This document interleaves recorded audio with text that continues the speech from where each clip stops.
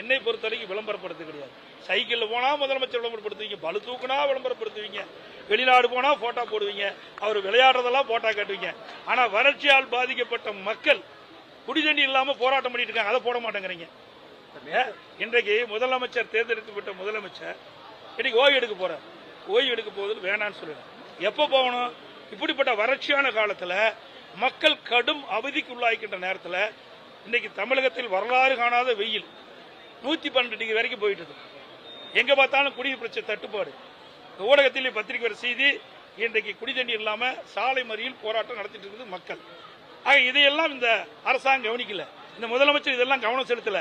இதையெல்லாம் பத்திரிகையில் போட மாட்டீங்க, ஆனா இதையெல்லாம் பத்திரிகையில கொண்டு வர மாட்டீங்க. இந்த ஆட்சியில் நடைபெற்ற அவலங்களை பத்திரிகையில தெரிவிக்க மாட்டீங்க, ஊடகத்தில் தெரிவிக்க மாட்டீங்க. பயம். ஏன்னா நான் ஆட்சியில் இருக்கும்போது என்னை பத்தி விமர்சனம் பண்ணீங்க, எங்க ஆட்சி பத்தி விமர்சனம் பண்ணீங்க, எதிர்கட்சியா இருக்கும்போது விமர்சனம்